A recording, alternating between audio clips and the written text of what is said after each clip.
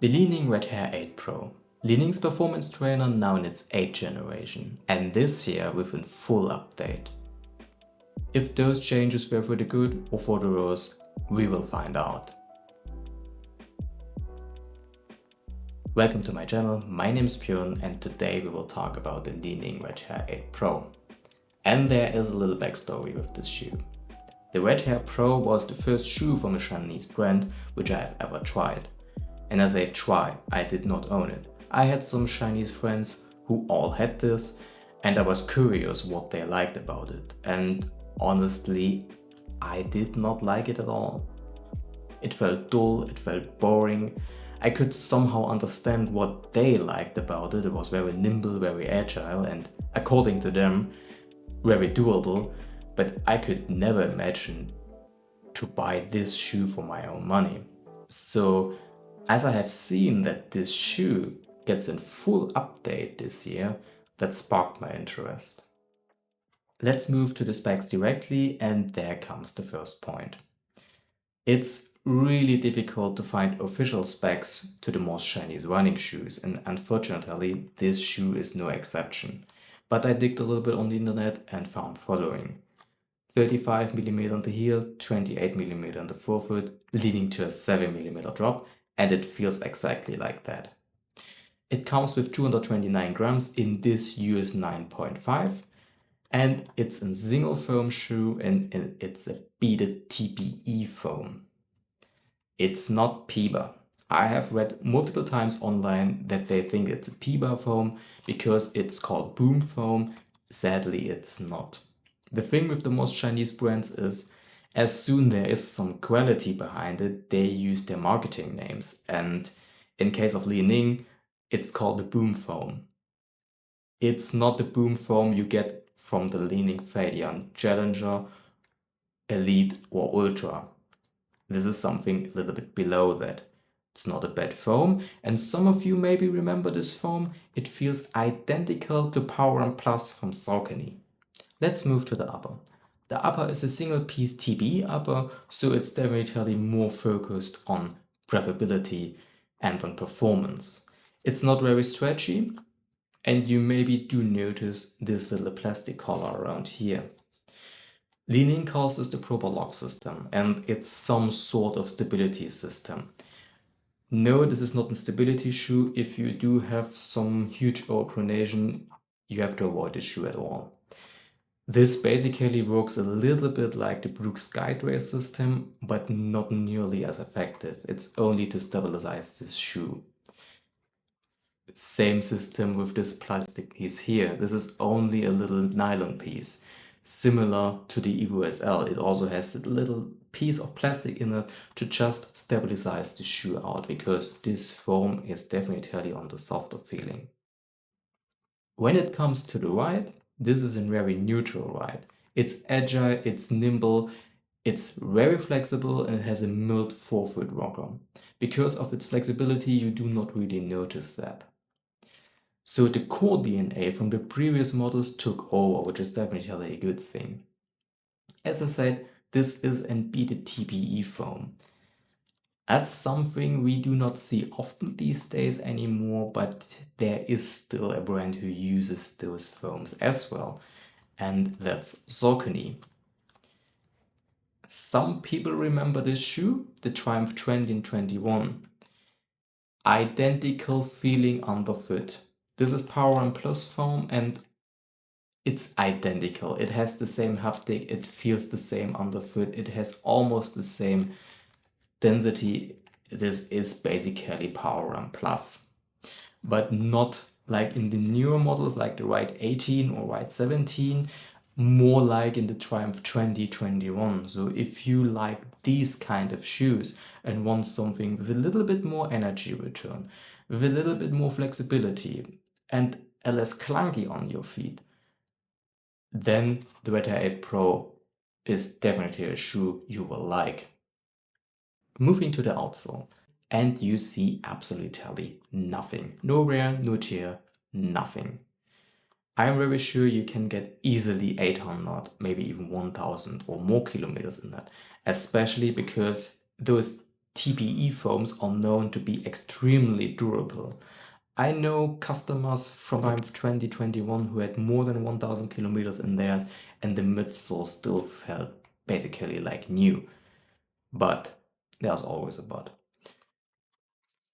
Li-Ning also used the term GZR. Usually they only use that term if it's an CPU outsole, those extremely durable outsoles which are also used in the Fadian Ultra or Fadian Elite. I'm not really sure if that is an CPU outsole. If you guys know it, correct me, but I'm not really sure if it is one. I do want to add something to the sizing. Usually I have in use 9.5. I always had a 9.5 before 2024. Li-Ning, X-Tab, almost all Chinese brands seem to change something in their sizes, because this 9.5 is definitely a half size too large. And you can see on the lacing system, this is kinda a mess. And I had to create this mess to get a proper fit in it. So I can confidently say, go true to size, do not size half up. It's normal that Chinese shoes feel exceptional narrow in the heel area and also very narrow in the midfoot area, but are kinda wide in the forefoot area. I have hallux valgus on both feet and I have no problems with the width at all. That's something I really want to add. Go true to size, even though it feels a little narrow in the heel area. That's normal. So how does the Li-Ning Red Hare 8 Pro compare to other performance trainers on the market?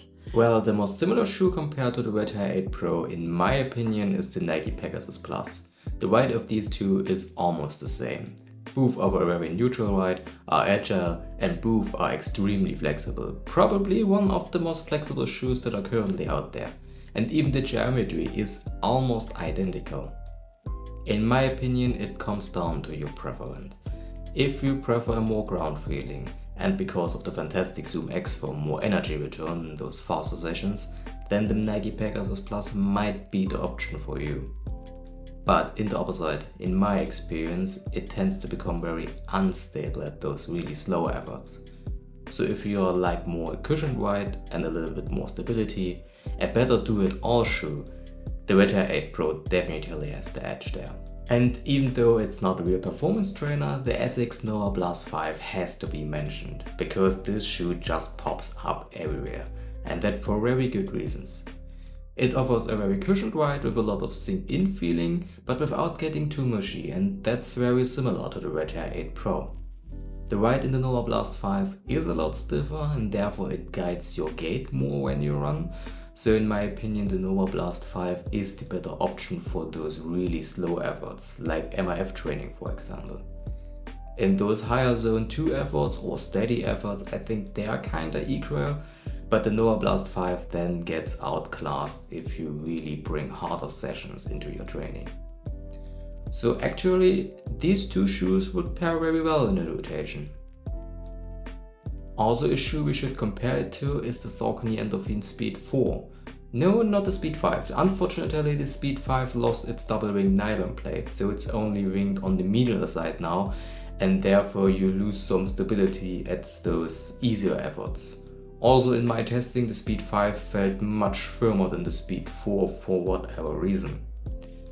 The Endorphin Speed 4 was and is a really good do-it-all shoe. Yes, it's a plated shoe, but the nylon plate is really flexible. For heel strikers and for those who search a more stable run and a more propulsive run in their harder efforts, I think the Endorphin Speed 4 is the better option out there. But I also have to point something out. I have sold plenty of Speed 4s since their release, and I can tell you for sure, in terms of durability, the Red Hare 8 Pro will hold up way longer than the Speed 4. And at last, I would like to compare it to a more popular shoe here in Germany or Europe, and that's the Adidas Boston 12 or 13. Doesn't really matter, the upper and the 13 is much nicer though. I bring this option up because if you are a heavier runner, I strongly believe the Boston will suit you better than the Red Hare 8 Pro. Since the Prologue system is a real stability element, the soft foam and its small base will make the shoe somewhat chaotic and unstable for those heavier runners. The Boston with its kind of firm Lightstrike EVA as a carrier foam will prevent that most likely. Personally, the Boston 12 and I aren't the best friends, but that's mainly because of the upper. But I do see clearly its points and its strengths, so if you do prefer a firmer ride, or a more hairier runner that just wants more stability, the Boston 12 or 13 is probably the better option out there. So to sum things up, in my opinion, the Li-Ning Red Hare 8 Pro is one of the best, if not the best performance trainer on the market, in terms of price value. I have seen the shoe for around 80 to 90 euros or dollars, and even once for 70. But also the retail price with around 120 is fairly priced. And for that money you get a lot of shoe. Highly durable outsole, a midsole foam that is dependable and durable, but definitely not on par or up to date compared to other performance trainers on the market. But it's still a shoe that works for everything. Easy efforts, possible, even though it gets a little bit unstable for those very slow paces. And you do notice it's more orientated for those steady marathon or even threshold tempi. Intervals possible, but there you notice the lack of energy return from this older foam. But overall, an extremely good performance trainer. That was my take to the Li-Ning Red Hare 8 Pro.